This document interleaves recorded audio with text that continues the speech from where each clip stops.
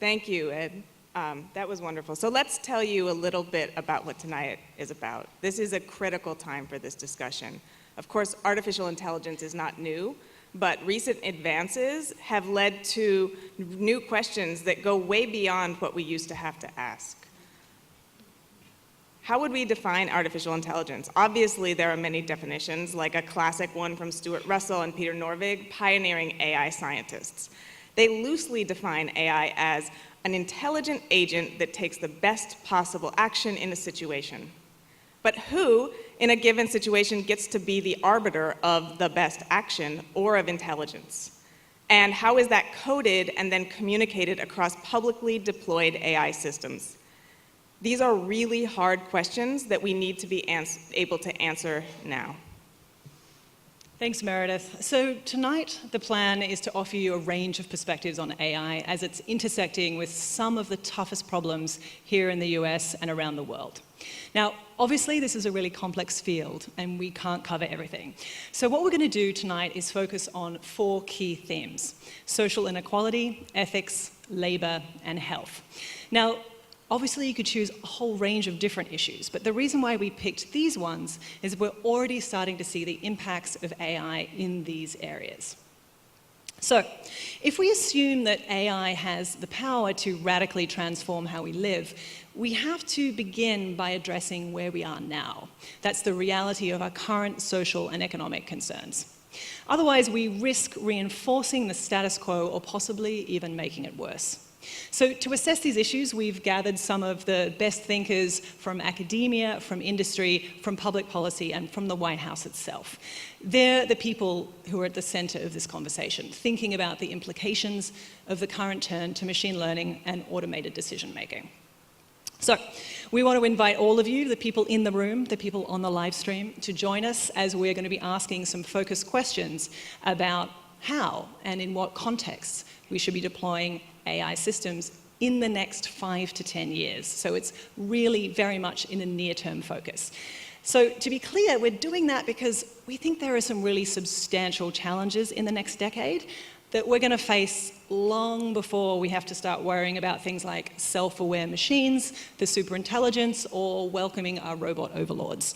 So I'm sorry, we're not going to be talking much about the singularity tonight, I apologize, but that is because we really want to deal with the real-life, actual challenges that we're facing now. These are the structural issues of the present. So that includes labor change, jobs across the country, our healthcare system, as well as contending with social inequality, and ultimately, the question of who is going to benefit most from these systems. Who gets to decide how these systems work, and who is going to face the risks. This is no small task, but obviously the reason why we're doing this tonight is because we think it should occupy our time and attention right now, as we're already beginning to take this turn to a greater reliance on artificial intelligence systems. So, with that, Meredith is going to introduce our panel from the White House, past and present. Great. So now I'd like to introduce our first panel of the night. This is a conversation with the White House past and present, and Kate Crawford is going to moderate a discussion with many people who have been Obama's top advisors on these issues. So I'd now like to welcome Roy Austin, Deputy Assistant to the President in the Office of Urban Affairs, Justice, and Opportunity at the White House Domestic Policy Council, NICOLE WONG, former Deputy U.S. Chief Technology Officer at the White House Office of Science and Technology Policy, and David EDELMAN, Special Assistant to the President for Economic and Technology Policy at the National Economic Council. Thanks, Meredith. Well, first of all, thank you all so much for joining this symposium. The brief idea behind this panel, and it is also actually a very short panel, is that we're going to be basically asking people who are in the White House, who have recently left the White House, both are here on the stage, about how we address social and economic inequality and how we might start thinking about building fairer AI systems. But what I might do is start with NICOLE, because you were, of course, a former deputy CTO at the White House, and you ran a really similar system to what we've just been going through now. So this is the AI series, this is the 4th one.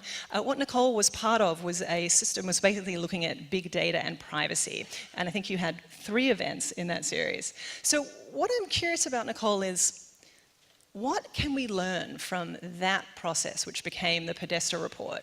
And what's different in the context of AI? So you already learned something, because this is the most highly produced White House conference I have ever been to. So let me start, first of all, by saying, thank you, Kate and Meredith and Ed and all of my former White House colleagues, because I do believe this is such an important way for us to talk about really important technology issues, invite the public to provide that sort of feedback.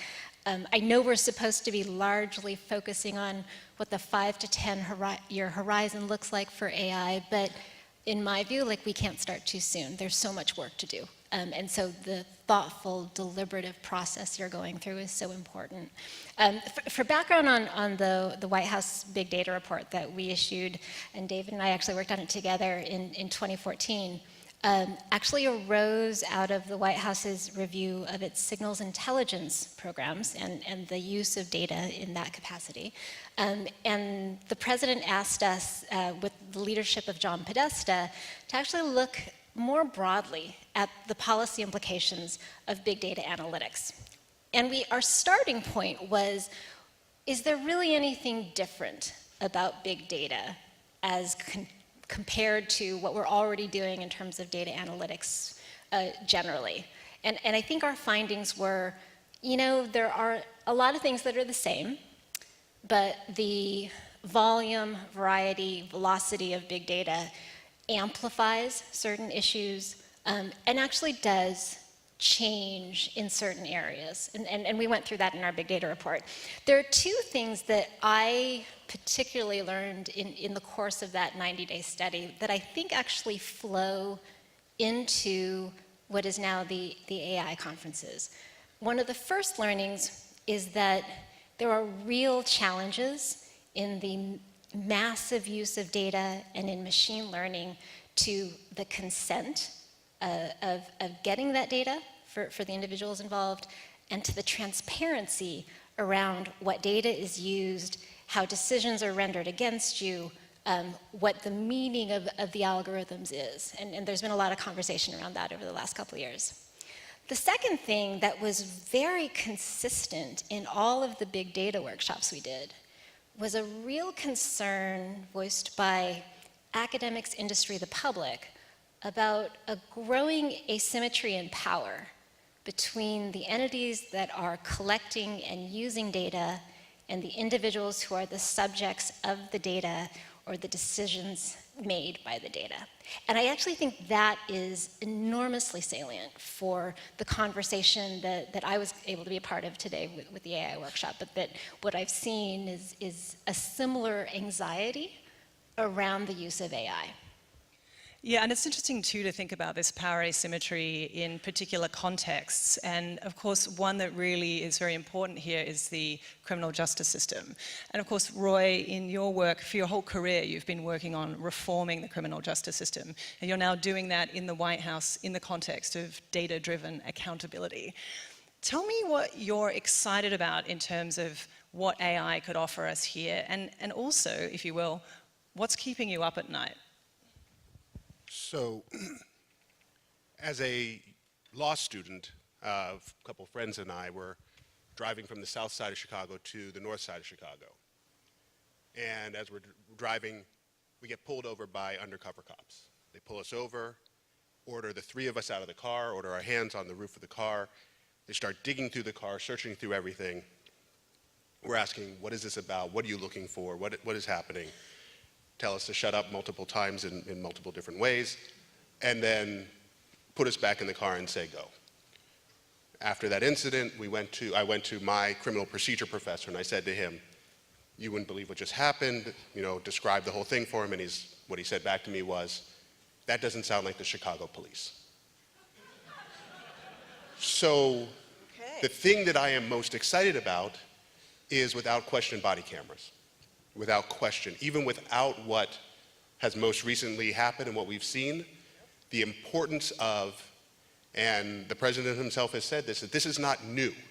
The stories that we hear about what is happening in these interactions between law enforcement and civilians is not new. We just suddenly have the cameras to show it. So I'm incredibly excited that we can now show what is happening, even in the interactions where, we were sent on our way. But to be able to show people what actually happened.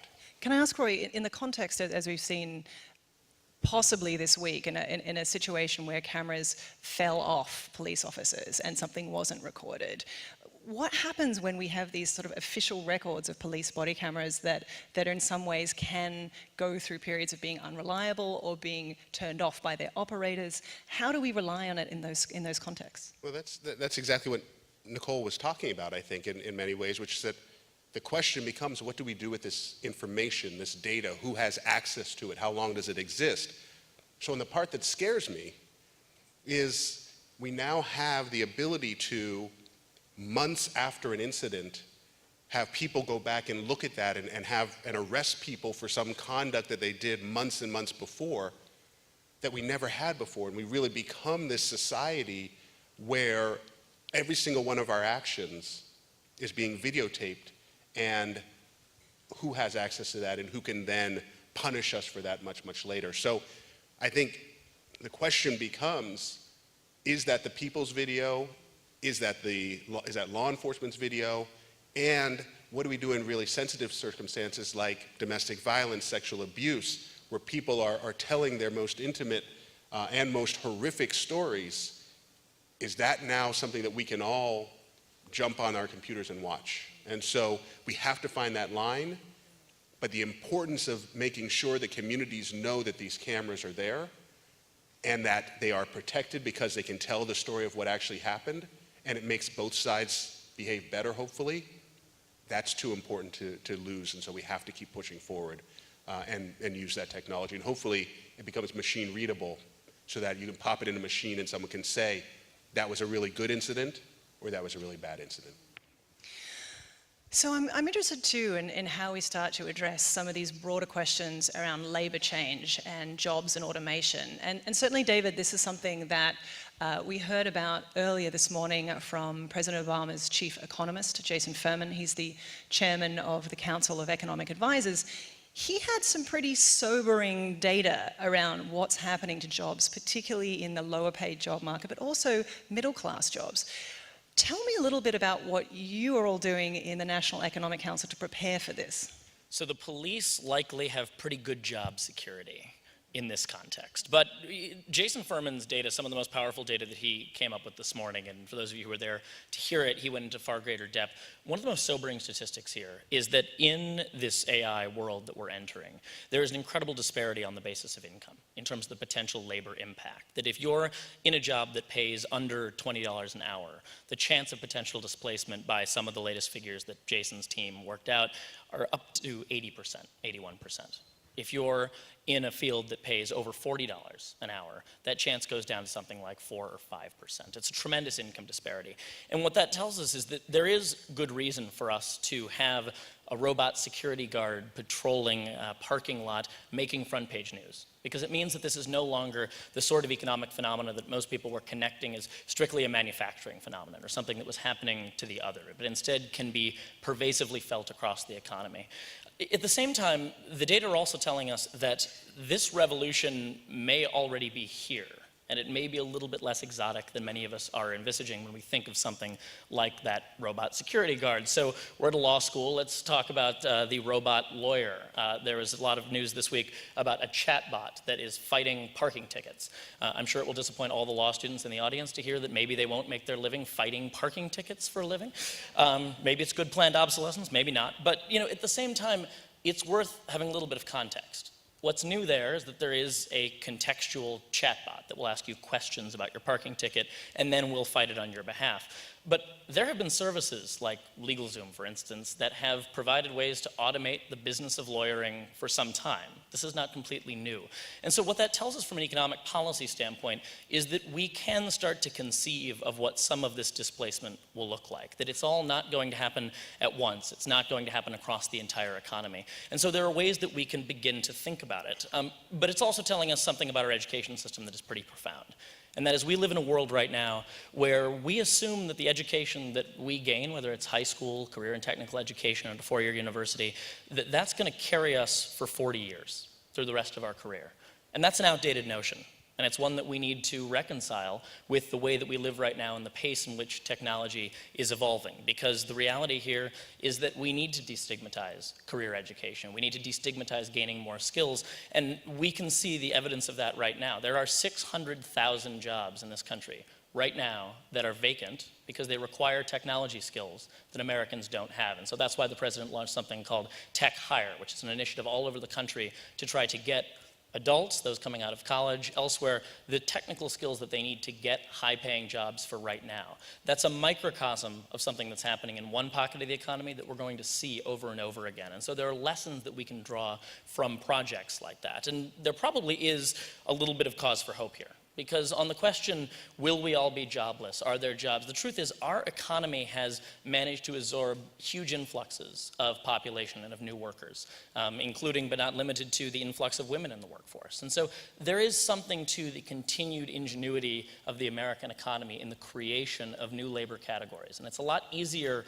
for us to think about the current jobs that will be rendered obsolete than it is for us to envision the jobs that don't exist quite yet, in the labor categories that don't exist. And so for that reason, there's cause for optimism, and not least of which because even right now, the sorts of artificial intelligence technologies that we're talking about can be hugely empowering for small businesses that are suddenly in the find in their hands enterprise-grade analytics. And there are new advances that can help address one key issue that Furman came up on over and over again, and that is labor productivity. And so I think there's cause for great optimism in terms of what this technology can give many of our workforce right now, but there's an incredible amount of work to do to make sure that the progress we're seeing in the technology space is more broadly shared across the economy.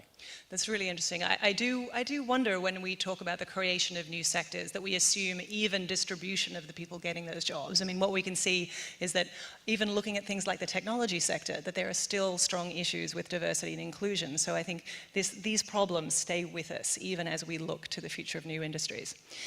I want to close this panel with a question to all of you, a quick question, but I'm curious. This is obviously quite an extraordinary process to have an administration open the doors and say, okay, we're going to listen to feedback around this issue of artificial intelligence. And it's a very specialized field of endeavor, and you're going to be getting a lot of feedback from a lot of different sectors. I want to ask you, what do you most hope is going to come out of this process and out of the report that will be issued from it? What are we going to take from this? Roy. Better data. So right now, if you look at our hate crimes data, this is a national data around the country right now. The best data we have is for the year 2014. It tells us that in California, in 2014, there were 759 hate crimes. In Alabama, there were 9. In Mississippi, there was 1. That is our best data right now. And the only way that artificial intelligence is going to work is if we improve our data. And the incentive to do so is life and death. And so finally, and if you look at all of our criminal justice data, it is in a very, very sorry state. So hopefully this conversation tells us that, garbage in, garbage out. But if we put good things in, if we put real information in, if we put accurate information in, we can get good things out. Excellent. Nicole. Yeah, so I have a near-term, long-term, and one actually plays off of what Roy was just saying, right, which is the AI report that eventually comes out, I hope will prioritize what are the best places we can put AI systems in place in the next 5 to 10 years. What's the right place to do that? Where will we make the biggest impact? And conversely, where should we not put them, right? Because the data is terrible. And we will train those models in a way that is detrimental and will reinforce biases and will result in greater inequality and injustice. And so, I think it's important to try and draw some of those really hard lines about what should we focus on and what should we absolutely not do. The longer term question, I think, is, so I'm one of those people who actually thinks the singularity is coming way faster than we think it's going to come. I knew somebody would get a singularity in there. I knew it would happen. Bingo. So I think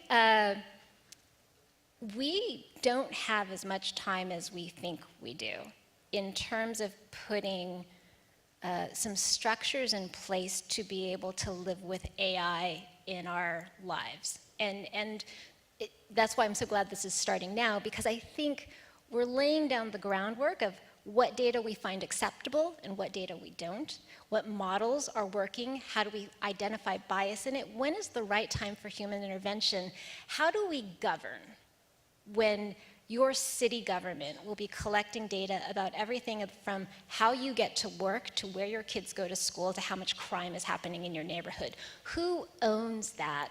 What role do you play in deciding what the policies are for that, especially when all those decisions are getting made in real time? And so like when I say like, I don't think we have that much time to figure this out, I really mean like, there's a lot of restructuring we gotta do to get prepared for that.